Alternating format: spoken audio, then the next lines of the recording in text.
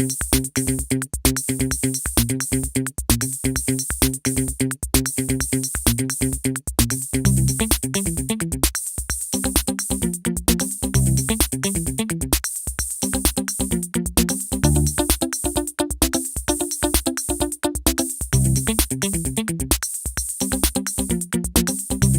editor-in-chief of Package Design magazine, I speak with some of the most brilliant thought leaders in the design, branding, and marketing of consumer packaged goods. Through the generous support of our sponsors, we bring these experiences to you. This video series explores what inspires these thought leaders and their insights on the collaborative design process as a strategic business competence. I'm Linda Casey, and this is Package Design Matters.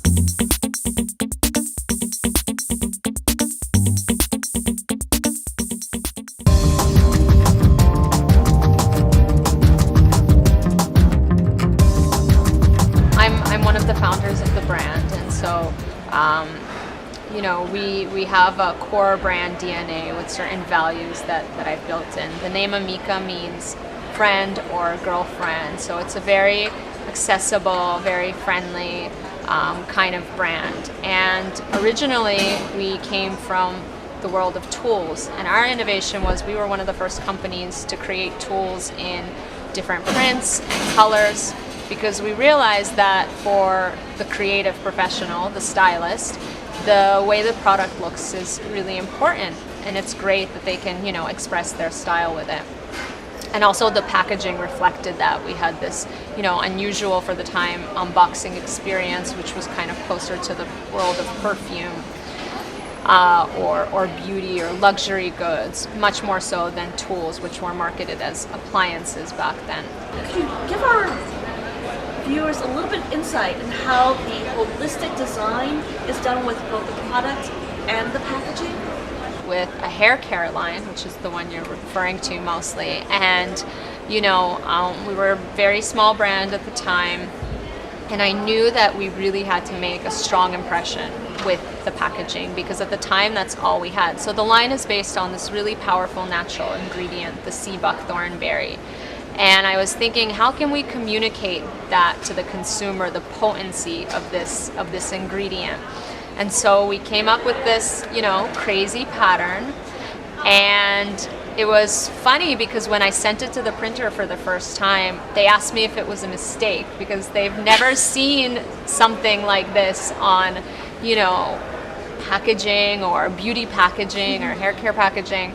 And I said, no, this is not a mistake. This is intended. The consumer world was once static. We then came to understand the role of a brand. In turn, the world has changed. With the foundation of observations, insights, strategy, collaboration, and extraordinary ideas, design serves as the conduit for a brand. Without design, what purposes do these efforts serve? We wanted to touch them where they use the product, so kind of have this experience in the bathroom or in the salon where it kind of brings this light and fun and friendly element, which is kind of on brand for us, into their experience with the product. And if you got them with the first impression, then they'll look into the product, look more closely at it, read what it does. But I think you have to kind of get the consumer on like a sensual level, almost appeal to them and on this gut level. Yeah. There was recent research coming out of FIT, which I'm positive you're very familiar with. Of course.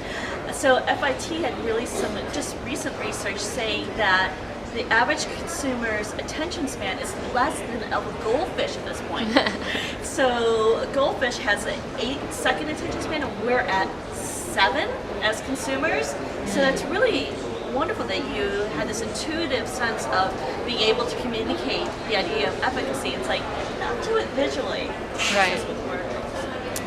Well, I'm sure you know that's what's very interesting about packaging. I think the fact that it's something you experience on many levels. You touch it, you see it, sometimes you smell it, and so it's design of an object, of a 3D experience versus a flat thing. We live in a fast-changing digital world. Dynamic communication and social expression influence just about everything we do. Business is digital. Impact is instant. Brands and customers interact in amazing new ways. From postage stamps to packaging and billboards, HP's Graphic Solutions business is leading these transformations, creating innovative digital print technologies that enable more effective, engaging communication between brands and end users. And you're so correct about it being a multi-dimensional type of experience and multi-sensorial. And your packaging has different textures, has different colors. There's so much to it. Yeah, so we try to work with kind of everything we have to give. Again, I always think about the experience that someone has when they see the product on shelf, when they have it back at home and they're using it. And you always want to think about those experiences with the product in the box, out of the box, and also about the features that your product has. What are you trying to communicate? So in this case, we had this magic ingredient, which is very rare, very potent. It comes from Siberia, and it's actually used by locals to treat wounds and to heal. So it has a lot of nutrients. It has omega-7, which usually only is found in fish oil. So it's a really, really special kind of thing. It grows in winter in Siberia, and it is like bright orange, like a tropical fruit. It's this tiny little thing. So we were trying to communicate that sense of how vibrant it is, and how effective it is, and how many resources it offers. So that was the inspiration for the color and the pattern, and we wanted the consumer to have that sense of vibrancy and light and kind of this tropical feeling in midwinter in their bathroom. So yeah, and so you see the orange in the pattern, obviously, right, from the fruit. right. And then I see a lot of winter colors. You've got the blues, you've got some pastels that really convey like this kind of cool crispness, and that's juxtaposed against the bright, vibrant colors that communicate powerfulness and efficacy. So it's a really nice balance.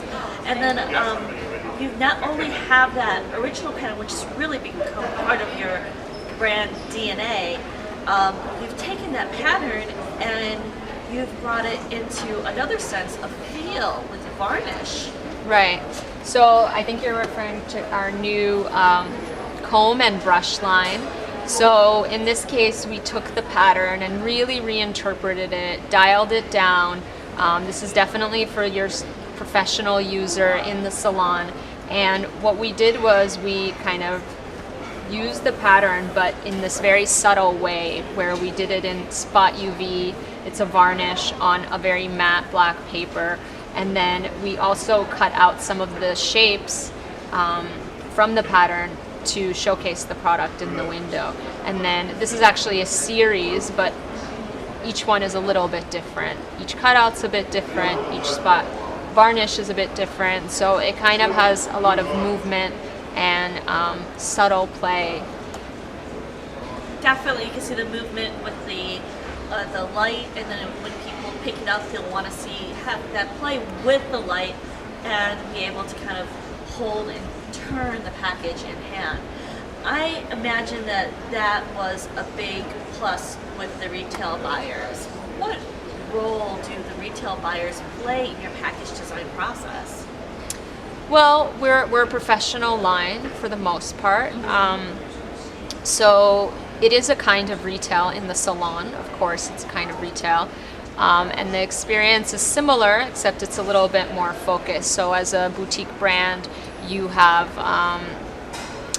capability, I think, to showcase a little bit more of the finishing and the sensual aspect of like touching the packaging that you don't have as much in like mass market retail. So that's a big plus for us. And then we do have a good bit of retail because you are in the Sephora stores, Right, correct? right.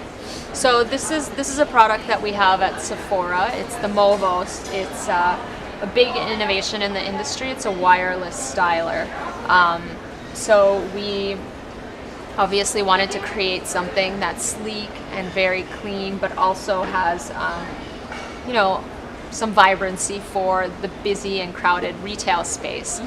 So what we have here, it's a soft touch packaging. You can't feel it, but it's very nice to touch. And with some, again, spot UV shine. So as you move the product around, there's quite a play of light. And then the unboxing experience, as you open it up, it's important to think about staging the product. So once the person opens the product, how do they get their information? In this case, it's a brochure. It's all very, it's kind of staged for them like... Well, you guide them through the experience, right? Exactly. You guide them through the experience of getting it, and kind of, we want them, this is like a very high-tech thing, so we want them to read the directions. So that's why in this case we put that prominently here. Yes, versus underneath the tray where it's just going to be ignored. Exactly. Do you believe a stronger idea can lift an entire business? Or that a single insight can spark new ways to succeed? At Bemis, we believe there's always a better way to boost consumer demand, stand out on the shelf, or create a deeper brand experience. Today, we strive to see the world as you see it. And when that happens, there's no limit to where you can take your packaging or your business. It's a lot about communication, whether it's the front of the package or the inside. What we're trying to do is communicate what the product does in a way that appeals to the consumer or the professional user in either way. And what is interesting about this is it disrupts on shelf a bit because it doesn't look like a beauty product. It looks like a consumer electronics product, and even the naming, wireless versus cordless styler. Right.